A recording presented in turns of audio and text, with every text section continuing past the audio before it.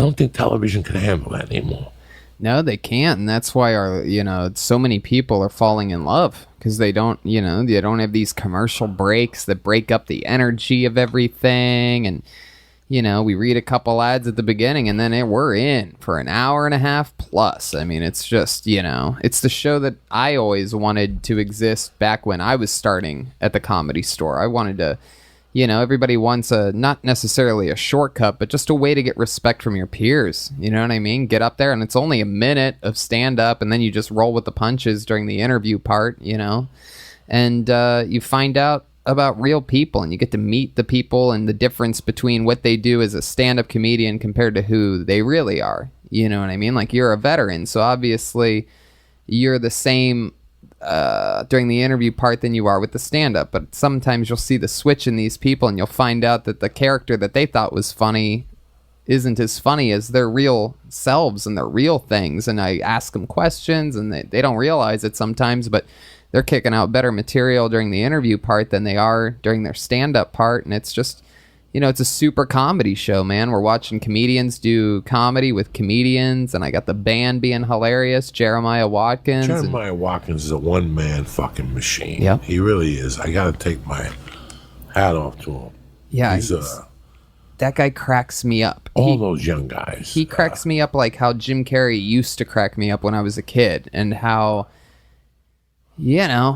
just something that you love. It's crazy. I always say it's one of my favorite things in all of comedy, and it just so happens to be on my show, is this band with Jeremiah and Joelberg, the drummer back there throwing out these one-liners just out of nowhere, getting the crowd going crazy, and it's just a perfect storm of stand-up and improv and fun. Do you know what your show reminds me of? I hope you don't get offended. The Gong Show when I was a kid. No, yeah, I've gotten that comparison. Gene the Dancing Machine. Nothing made me happier as a kid than watching Gene the Dancing Machine. I would cry right now. I would cry like if when Gene died from diabetes, the black dude, it broke my heart. Gene the Dancing Machine was a fat black dude. All right, and Barris would be out there hosting, and all of a sudden out of nowhere he'd go. You hear da da da da da da, and he goes, "It's time for Gene the Dancing Machine." And Gene the Dancing Machine, he weighed like 300 pounds, black dude right out of the ghetto, been cooking pork chops all his life, but he don't give a fuck. They're letting him loose. He's got a minute of fame, and him and Don Barris, he's da da da da da da, and Gene would be fucking dancing, and then they'd have to cut like. They would tell whatever his name was, the host, Barrett, whatever, I don't know, I'm not saying it right, like, listen, we're going to cut. He wouldn't give a fuck. He'd just keep playing the music. And you see NBC trying to hold on, like, we can't. We got to throw a sponsor in, but this is so good. They would have the whole audience in a fucking, if you ever get a chance, look up Gene the Dancing Machine on the Gong Show. You will fucking die. They would go off. TV would go off. So that's why I was thinking about it the other day. I'm like, it's time. After I saw that audience in Manchester, I go, it's time for this to go somewhere. This needs a fucking home. Yeah, well, I mean... But they can't touch it. Right. See, that's the problem. When you get some college kid to come in and go, well, right now it's 17% is 17 to 32-year-olds, so you got to put Oasis on here or whatever the fuck it is. Yeah. That's when you ruin the show. Yeah. If they let you just do it, like just listen, come in, we don't care if you light this place on fire every week. That's what we want. Mm-hmm. Television needs to be lit on fire again. Yeah. I'm not being disrespectful.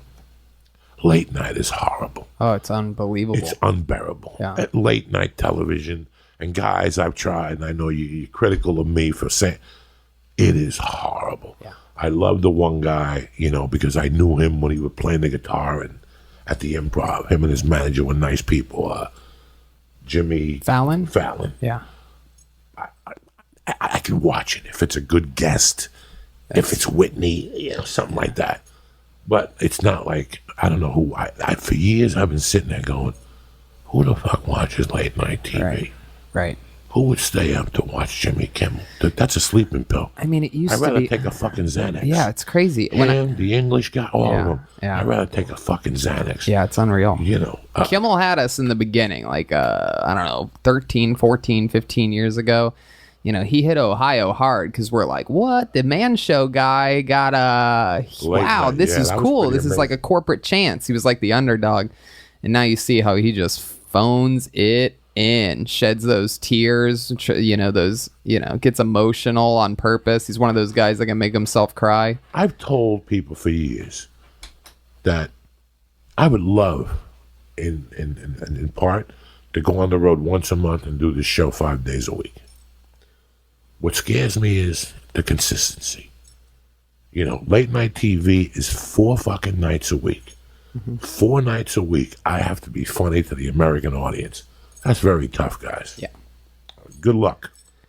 Good luck. I know you want to do it on your own, but good luck. 4 nights a week, you need some writers. You need 2 of your best friends to take a job and throw material at you and ideas. They got to be watching the internet, and it's tough to be consistent. So I do give them that. Yeah. Nobody can be funny 4 nights a week, 52 fucking weeks a year. It's impossible. Not every show's going to be great. Oh, they have writers. These writers' rooms are filled with people. I think Kimmel has like 12, 14, 16 writers in different rooms. They don't even communicate. You know what I mean? They're all separate, and they have to send in these files and jokes as the day goes on. Like, it's like... You still got a lot of calls to write? Well, not anymore, because they all know I'm not doing it. You don't want to do it? No. But back in the day, yeah. I mean, I was very lucky. I left a little bit of an imprint and got some really great jobs. Now I don't do anything. I just I write for the Comedy Central roast once a year. Even that job, literally, they know that I get burnt out and that I'm having too much fun. So they'll just have me come in the last 2 weeks, clean everything up, get a fresh set of eyes on everything, and if anybody gets added last minute, which always happens, usually the most interesting people, your Dennis Rodmans and your whatevers, you know what I mean, Martha Stewart, I'll come in and really, open up the playbook and write something in their voice that's fun. But that's only because I love to. What you were saying earlier about taking a break, here and there, like that's sort of my way of taking a break, is taking the roast writing job a couple weeks out of the year, usually during the summertime, and it lands perfectly. You show up at 11 and you're out at 7 and you go do spots. But I get to think in somebody else's mind instead of my own, what would be good for my stand-up. I'm thinking, how would Martha Stewart say this, and how can I utilize her voice? It's like I'm still writing jokes, I'm still thinking funny business, but from a different perspective, so that when I come back to Tony Hinchcliffe 2 weeks later, even though I'm going up at night anyway, but when I'm really starting to write again for whatever I want to do, it's like, refreshing, because I'm back to me. We're going in like fucking Marines, you understand me? Welcome to church, motherfucker.